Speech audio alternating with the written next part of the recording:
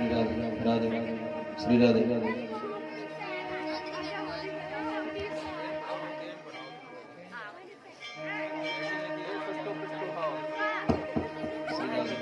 श्री राधे श्री राधे श्री राधे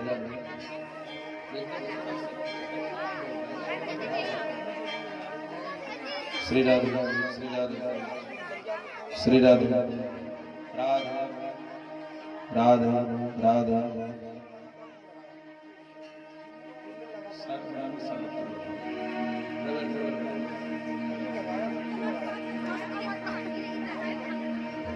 श्री राधे श्री राधे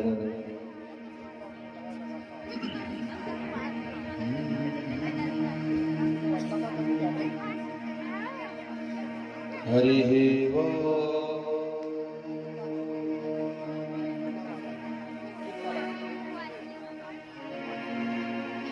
श्री गणेश श्री सद्गुरु चरण कमले श्रीमद् कुंज विहाराय नमः। ध्येयं सदा परिभवमभीष्टदो तीर्थास्पदं शिवविरञ्चिनुतं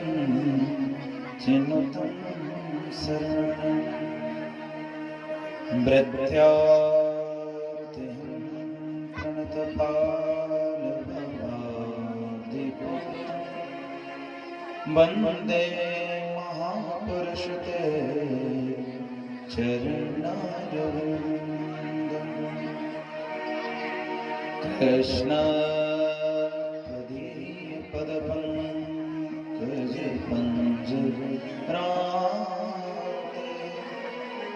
अदेव में विशतमानसराजहंस प्राणप्रयाण समये कभवात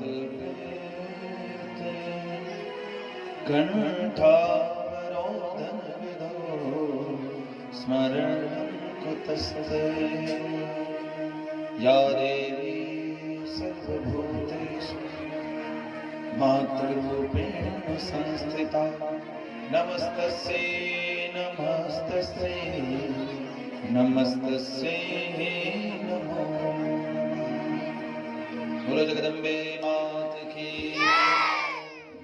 श्री सच्चे दरबार की श्री हनुमान जी महाराज श्री शंकर भगवान की अपने माता जय श्री राम। आए कृष्ण नाम संकीर्तन तत्पश्चात कथा में प्रवेश। हरे राम राम राम हरे हरे हरे कृष्णा कृष्ण कृष्ण हरे हरे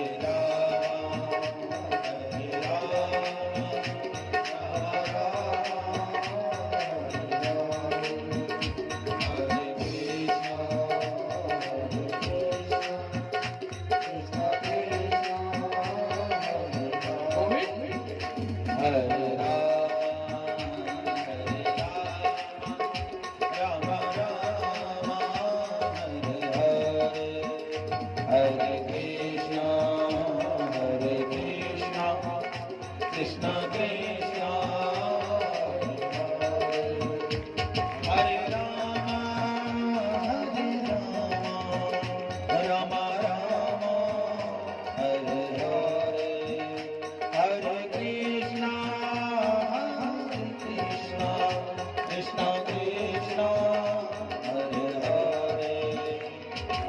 राम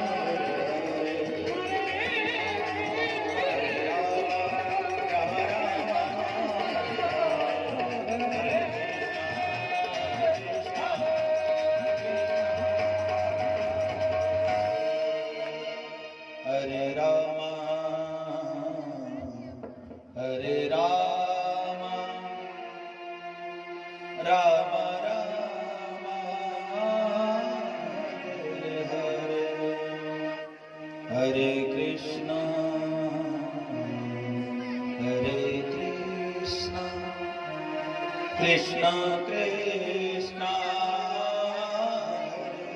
हरे बोलो सद्गुरुदेव भगवान की, राघवेंद्र सरकार की, जगदम्बे मात की जय जय श्री राम।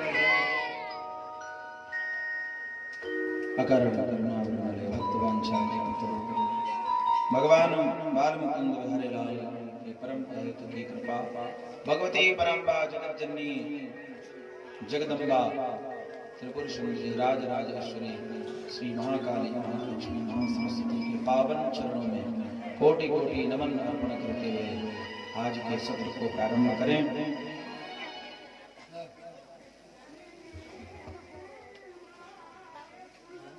हम सबका परम सौभाग्य भगवती के दरबार में बैठकर और भगवती के चरणों में, क्योंकि भगवती सबकी माँ है, माँ की गोद में बैठ करके सत्संग श्रवण करना ये परम सौभाग्य की बात है।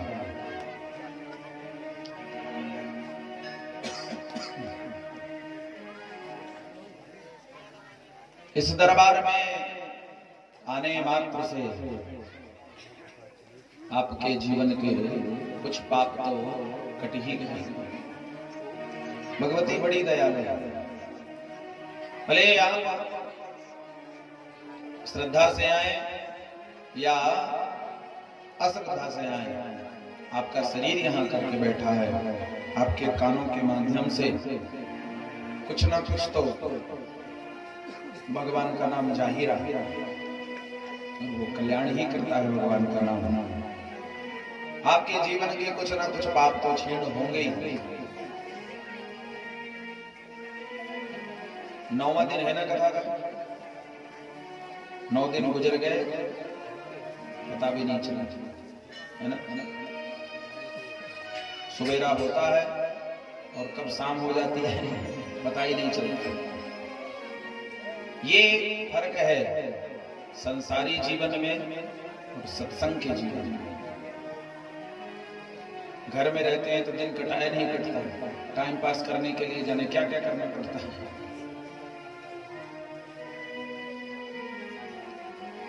लेकिन भगवान के चरणों में सत्संग में इतना आनंद आता है कि समय का पता ही नहीं चलता। धीरे धीरे धीरे धीरे ये अनुष्ठान, ये यज्ञ पूर्णता की ओर जा रहा है। फिर यही 6 घंटे, यही 5 घंटे पता नहीं कहां गुजरे। लोग कहते हैं ना कि महाराज समय कहाँ है, कब भजन करें, कब भगवान का नाम। अब समय निकल रहा है कि नहीं निकल रहा है? 4 घंटे 5 घंटे निकल रहे हैं कि नहीं उन्हीं 24 घंटे में से। और ऐसा कोई काम अधूरा तो छूट नहीं रहा होगा, घर का कोई काम रह गया। ऐसा तो नहीं कि सत्संग में आने से घर के काम सब बिगड़ गए हों, सब नष्ट हो गया हो।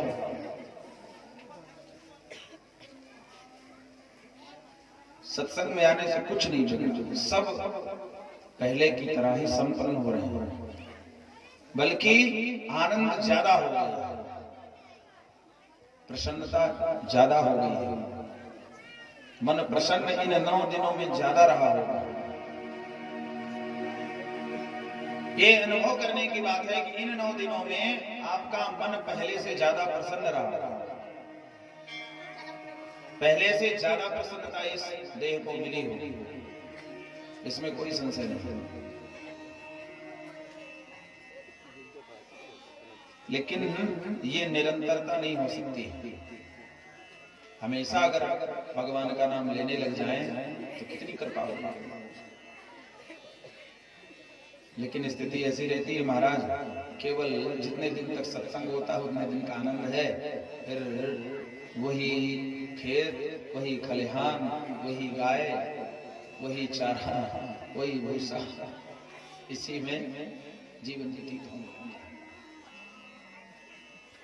कुछ लोग अपने जीवन को बदलने का भी प्रयास करते हैं, बदल भी जाते हैं।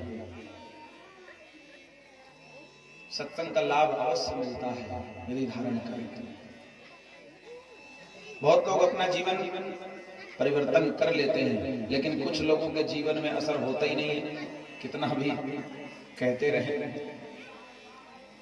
ऐसे गुरुदेव थे, उनको एक चेला मिला, बोला गुरुजी आप बड़े ऊंचे संत हैं, हमारे गांव में पहली बार आए हैं, मैंने आपका बहुत नाम सुना, मैं आपका चेला बनना चाहता हूँ। गुरु जी ने उसको अपना चेला बना दिया। वो आया और गुरु जी से कहा महाराज आप आज से मेरे गुरु हैं, मैं आपका चेला, अब मुझे कुछ उपदेश करो। गुरु जी से कहा कुछ उपदेश करो, कुछ बताओ मुझे, कुछ सुनाओ। गुरु जी ने कहा एक काम कर भैया, भगवान का नाम लिया कर, राम राम जपा कर। अरे ये तो सब पुरानी बातें सब कहते हैं, इसमें कोई नई बात नहीं, कुछ और ऊंचा, कुछ श्रेष्ठ बताओ। गुरुदेव ने कहा चेला तो कुछ ज्यादा ही कर रहा मिलेगा। गुरु जी ने कहा ऐसा करो, घर में बैठ करके रामचरितमानस का पाठ किया। अरे गुरुदेव ये भी बहुत पुराना है, सब ऐसे ही कहते हैं, कुछ और श्रेष्ठ, कुछ और ऊंचा। गुरु जी को लगा कुछ ज्यादा विशेष है, तो गुरु जी ने कहा अच्छा ये बताओ गीता का पाठ ठीक रहेगा? हाँ ये कुछ सो ठीक, गीता सुना। गुरु जी ने कहा आज गीता के महात्मा की चर्चा कर लेते हैं, आगे फिर चर्चा करेंगे।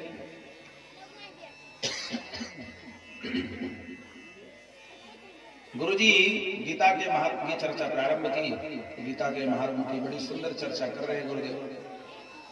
उसमें एक प्रसंग आता है, वेद उपनिषदों गावो दोग्धा गोपाल नंदना। वेद उपनिषद ये सब गाय का रूप बनाते हैं और भगवान बाल कृष्ण बछड़े बन करके वेदों का दोहन करते हैं। बड़ी लच्छेदार व्याख्या करें और नीचे से ये क्या गुरु जी को लगे बड़े ध्यान से सुन रहे हैं और उत्साह बढ़े गुरुदेव का, खूब व्याख्या करें। 1-1.5 घंटा हो गया उनका प्रवचन करते करते, नीचे से वाह जय हो, गुरु जी को लगा ये बहुत समझदार है। जब बहुत देर तक कोई ना पूछे तो बोले, तो गुरुदेव ने पूछ लिया इससे, ये बताओ चेला राम, इतनी देर से हम ये सुना रहे हैं, तुमको समझ में तो आ रहा है ना? चेला कह रहा हमको समझ में नहीं आ रही, हमें। अच्छा गुरुदेव आप समझाते कम हो, हम समझते ज्यादा हैं, हमें समझ में नहीं। आप भी कैसी बात करते? अच्छा फिर थोड़ी देर बाद बोला गुरुजी एक प्रश्न है, पूछो। बोले वैसे तो सब समझ में आ गया, कोई बड़ी बात नहीं, सब कुछ अक्षरशः समझ में आ गया, एक बात समझ में नहीं आई बस। क्या? बोले आपने प्रवचन में कहा दो गधा गोपाल नंदना, दो गधा गोपाल नंदना, वैसे तो सब समझ में आ गई है, दो गधा कौन ये समझ में नहीं। गुरु जी ने माथा पकड़ के बैठ गए, कुछ बोले। बहुत देर तक नहीं बोले तो चेला करे गुरु जी आपने जवाब नहीं दिया, बताओ क्या बताएं? अरे हमने जो प्रश्न किया उसका जवाब दो। गुरु जी ने सांस ली लंबी चौड़ी, बोले बताना तो नहीं चाहते, लेकिन अब तुम पूछ ही रहे तो जिद कर रहे हो तो बता ही दे रहे। बोले हाँ बताओ गुरुदेव ये दो गधा कौन थे? बोले दो गधा और कोई नहीं, एक तू और एक हम। हाँ। एक नहीं सुनी, एक नहीं देखा। अरे भले मानुस, यही समझ में आया तुझे? तो ये स्थिति होती है, गुरु बनाना आसान है, पर गुरु की बातों को अनुसरण करना मुश्किल काम होता है, बहुत मुश्किल होता है। क्योंकि संत वाणी, शास्त्र वाणी ये बड़ी गूढ़ होती है। ये जल्दी समझ में नहीं आती। शास्त्र में जो लिखा है उसकी बातों को समझना भी आसान नहीं होता है। संत कोई भक्त कोई विद्वान उन बातों को दृष्टांत के माध्यम से आपको समझाते हैं। ध्यान से नहीं सुनोगे तो कैसे समझ में आएगा। एक व्यक्ति ने मंदिर बनवाया, बहुत सुंदर मंदिर बनवाया। देखिए शास्त्र और संत की बात को कैसे समझे। बहुत ऊंचे शिखर का मंदिर तैयार करवाया। उसने विचार किया कि भविष्य में इस मंदिर की रखरखाव के लिए, देखभाल के लिए, इसके जीर्णोद्धार के लिए कुछ धन रखना चाहिए। तो उस मंदिर में धन रख दिया। एक जो शिला होता है उसमें लेख लिखा। लेख में क्या लिखा है कि दीपावली की दोपहरी में मंदिर के शिखर में धन रखा है। दीपावली के दिन दोपहर में 12 बजे मंदिर के शिखर में धन रखा। आवश्यकता पड़ने पर इस धन का उपयोग किया जा सकता है। कई पीढ़ी गुजर गई, मंदिर सेवा करते रहे। एक पीढ़ी ऐसी आई कि उनके पास धन की कमी हुई, पैसा नहीं, भूखे मरने की स्थिति आ गई। तो किसी ने उनको सलाह दी कि तुम्हारे पास धन नहीं, इस मंदिर में लिखा हुआ है कि शिखर में धन रखा हुआ, तो उसको निकाल लो। बोले महाराज शिखर कौन तोड़े, ये तो अपराध हो जाएगा।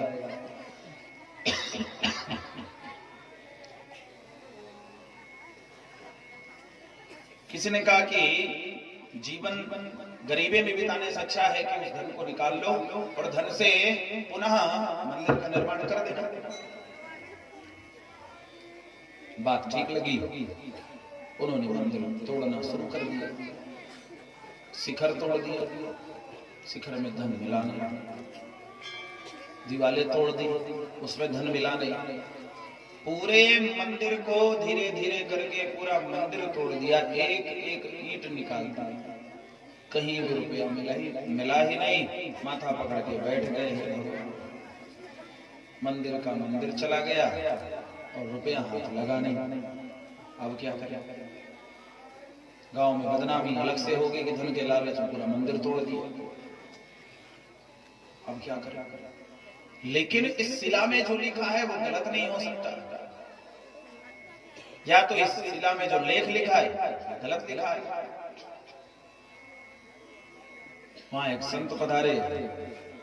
संत ने सुना जब कि मंदिर टूट गया है, आए, क्यों तोड़ा मंदिर, बताया। बोले महाराज हमारे पूर्वजों ने धोखा किया हमारे साथ। इस शिला में देखिए क्या लिखा हुआ है और पूरा मंदिर तोड़ दिया हमने, लेकिन धन नहीं। क्या करें। बदनामी ऊपर से हो गई, बड़ा संकट है। संत ने कहा धन है।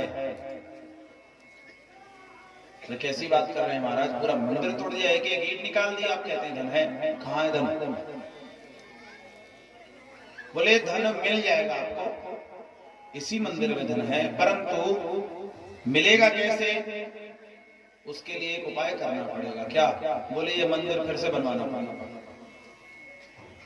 सबने माथा पकड़ लिया। महाराज क्या बात करते हो, खाने को घर में पैसा नहीं है, अब मंदिर दोबारा पूरा कौन बनवावे। बोले मंदिर बिना बनाए वो धन नहीं। मंदिर बनाने के बाद क्या गारंटी है। बोले हमारी गारंटी, मिलेगा नहीं। मंदिर कहां से बनवाए। बोले कर्जा ले लो, कर्जा लेकर मंदिर बनवाओ, जब धन मिल जाए तो दे देना। किसी प्रकार कर्जा लेकर के मंदिर बनवाया। जैसे बना था वैसे ही मंदिर तैयार हुआ। पूरा मंदिर जब बनकर तैयार हो गया, संत को बुलाया गया। बताइए महाराज कहाँ है धन। बोले अभी नहीं मिलेगा। कब मिलेगा। बोले दीपावली के दिन ही मिलेगा।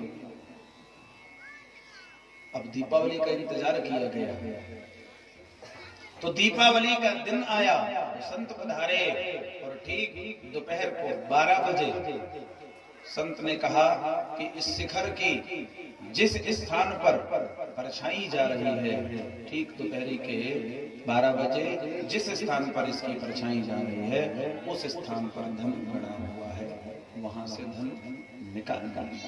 और वैसा ही किया गया, धन मिल गया। कहने का अभिप्राय क्या है कि शास्त्र में क्या लिखा है और संत क्या कह रहे हैं, उनकी वाणी को समझने के लिए विवेक होना चाहिए। शास्त्र में लिखा होता है, उसको समझना भी चाहिए। और समझने के लिए कोई संत, कोई भक्त, कोई ब्राह्मण ही उस सही मार्ग को तुम्हें प्रशस्त कराएगा। इसलिए शास्त्र में क्या लिखा है, कुछ लोग कह देते हैं महाराज यहाँ लिखा हुआ है, ऐसे होता है, ये करना चाहिए, वो करना चाहिए। उसकी भाषा बड़ी विचित्र है, वेदों की भाषा बड़ी विचित्र है महाराज। अपने हिसाब से अर्थ मत लगा।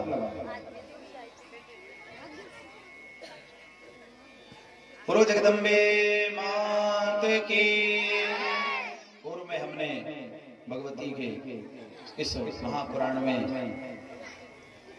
अनेक राजाओं की कथा सुन रहे थे। आगे बहुत सुंदर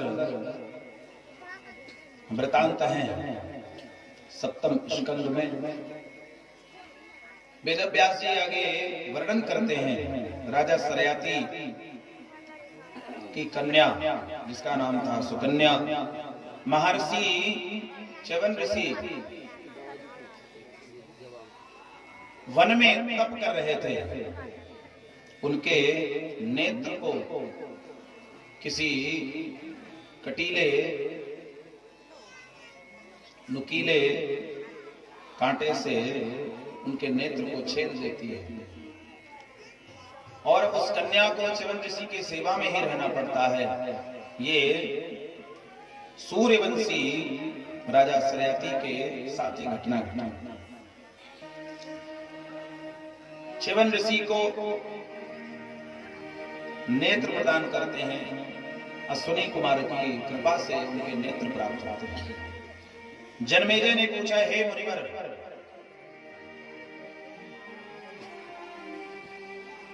ममाख्या हि महाभाग राज्ञां मनसः सविस्तरम् सूर्योन्वय प्रसूतानां धर्म ज्ञान विशेषतः। मुझसे धर्मज्ञ सूर्यवंशी राजाओं का वंशावली वर्णन कीजिए। व्यास जी कहते हैं, राजन, मैंने नारद जी से 7वें मनु के वंश में जो विख्यात राजा हो चुके हैं उनके चरित्र के बारे में पूछा था। तब उन्होंने उत्तर दिया था, वही तुम्हें मैं सुना। भगवान नारायण की नाभि से ब्रह्मा जी के 10 मानस पुत्र हुए। कश्यप का जन्म हुआ। दक्ष की जो कन्याएं थी 13 कन्या, उनका विवाह कश्यप ऋषि के साथ हुआ, जिसके देव दानव यक्ष सर्प पशु पक्षी उत्पन्न हुए। कश्यपी सृष्टि नाम से विख्यात हुआ। 16 कन्याओं में से 13 कन्याएं इनको भी आई। देवताओं में श्रेष्ठ सूर्य हुए और उन्हीं के नाम से यह सूर्य वंश प्रारंभ। उन्हीं का नाम विवस्वान भी था, भगवान सूर्य का। और विवस्वान के पुत्र हुए वैवस्वत।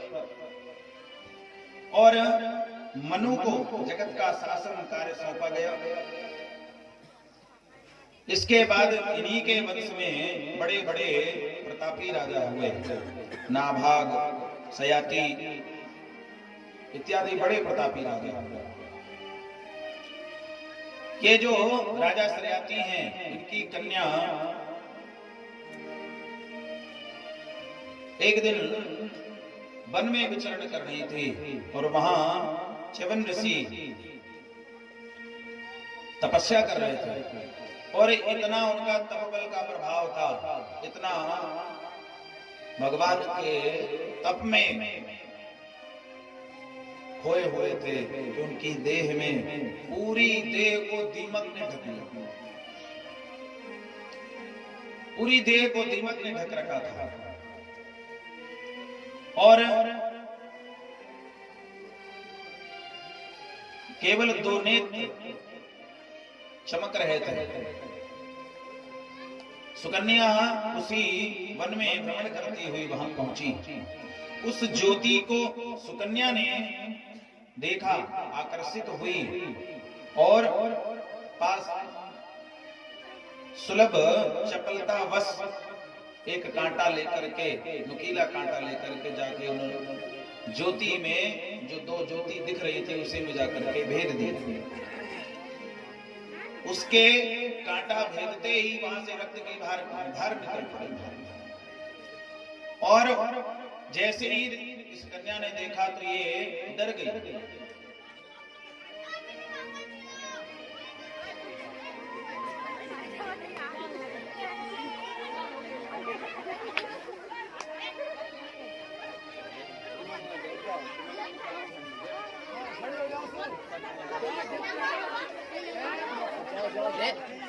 अभी तो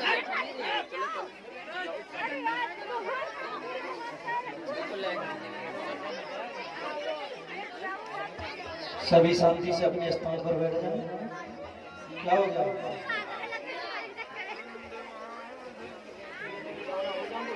बोली जगदम्बे माते की। एकदम शांति से बैठ जाए। मुकुंद माधव गोविंद वो केशव माधव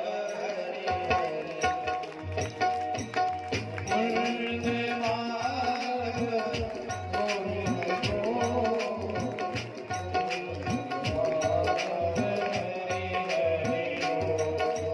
मुकुंद माधव गोविंद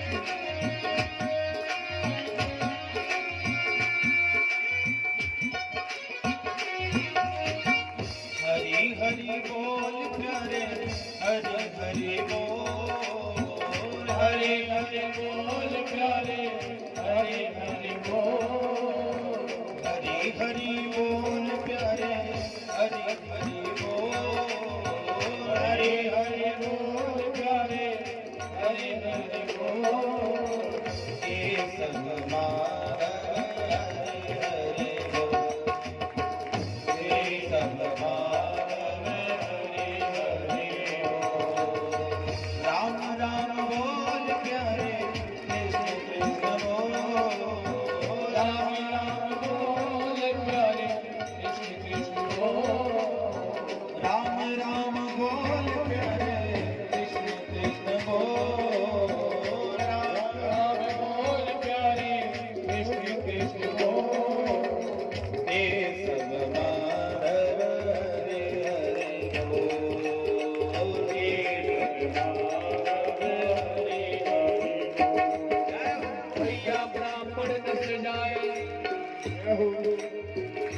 ब्राह्मण न सजाए दास का करम किए छत्री न सजाए हाथे झोड़ धन खाए ते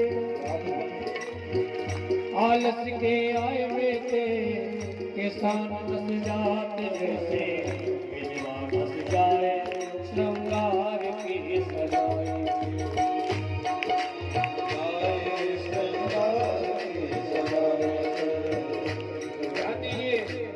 चेतावनी है बहुत अच्छी है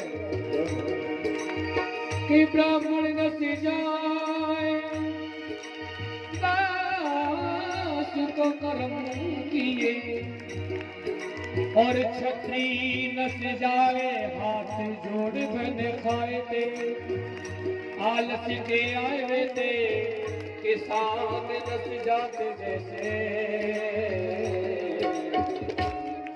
और विद्वान सजाए श्रृंगार की सजाए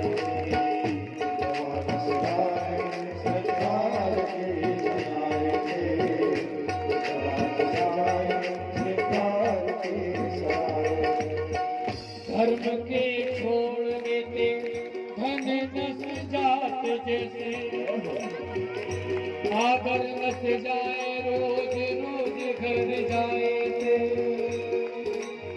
पवन के झकोरन के बादल नस जात जैसे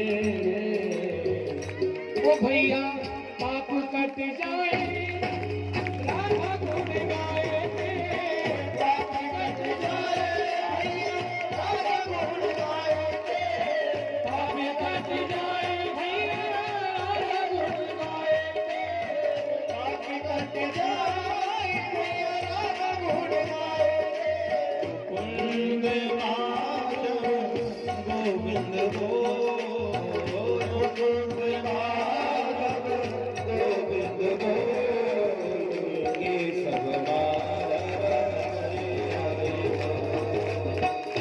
ये सब हरि हरि बोल प्यारे कृष्ण कृष्ण बोल हरे हरे कृष्ण कृष्ण बोल हरि हरि बोल प्यारे